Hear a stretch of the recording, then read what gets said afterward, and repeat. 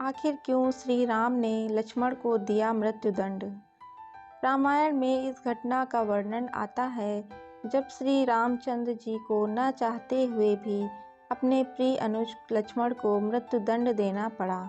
श्री राम जी के लंका विजय करके अयोध्या लौट आने और राजा बनने के उपरांत एक दिन यम देवता कोई महत्वपूर्ण चर्चा करने श्री राम के पास आते हैं।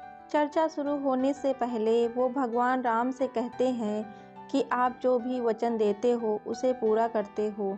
मैं भी आपसे एक वचन मांगता हूँ कि जब तक हमारे बीच वार्तालाप चले तो कोई बीच में नहीं आएगा और जो आएगा उसको आप मृत्युदंड देंगे। भगवान राम यम को यही वचन देते हैं। भगवान राम लक्ष्मण को यह कहते हुए द्वारपाल नियुक्त कर देते हैं और कहते हैं कि जब तक उनकी और यम की बात हो रही है वो किसी को भी अंदर न आने दे, अन्यथा तुम्हें मृत्युदंड देना पड़ेगा, ऐसा मैंने वचन दिया है। लक्ष्मण भाई की आज्ञा मानकर द्वारपाल बनकर खड़े हो जाते हैं। लक्ष्मण को द्वारपाल बने कुछ ही समय बीतता है कि वहां पर ऋषि दुर्वासा आते हैं। दुर्वासा जी ने लक्ष्मण से अपने आने की सूचना राम जी को देने के लिए कहा तो लक्ष्मण जी ने विनम्रता के साथ मना कर दिया। इस पर दुर्वासा बहुत क्रोधित हो गए, संपूर्ण अयोध्या को श्राप देने की बात कहने लगे। लक्ष्मण समझ गए कि ये एक विकट स्थिति है जिसमें या तो उन्हें रामाज्ञा का उल्लंघन करना होगा या फिर संपूर्ण नगर को ऋषि के श्राप की अग्नि में झोंकना होगा।